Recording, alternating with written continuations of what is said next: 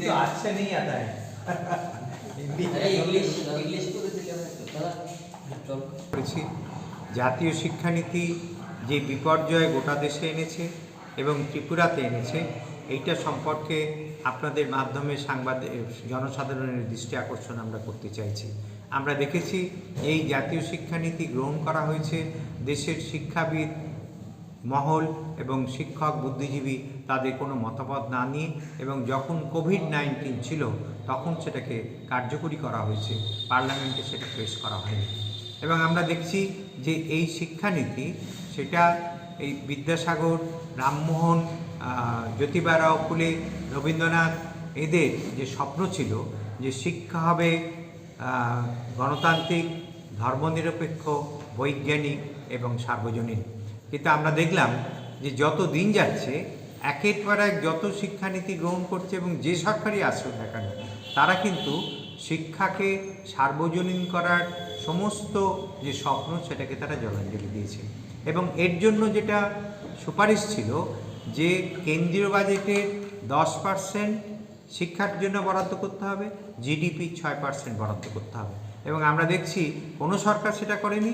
এবং এই সরকার নামিয়ে একেবারে তলানিতে ফেলে দিয়েছে, অর্থাৎ বর্তমান কেন্দ্রীয় সরকার।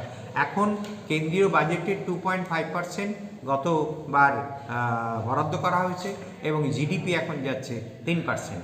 ফলে শিক্ষার ব্যয়বহুল হয়ে যাচ্ছে। মানুষ যারা একমাত্র পে করতে পারবে তারাই কেবলমাত্র শিক্ষার দরজায় পৌঁছতে পারবে, অন্যরা কেউ পারবে না।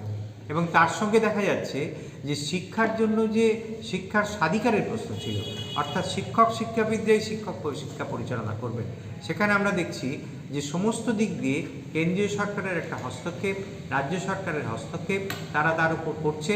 এবং আমরা দেখছি যে কেন্দ্রীয়করণের ফল যেটা হয়েছে যে নিট পরীক্ষা, সেই নিট পরীক্ষা, নেট পরীক্ষা, সিইউইটি পরীক্ষা অর্থাৎ বিশ্ববিদ্যালয়ে ভর্তির জন্য, ডাক্তারিতে ভর্তির জন্য, সেগুলো কেন্দ্রীয়ভাবে হচ্ছে।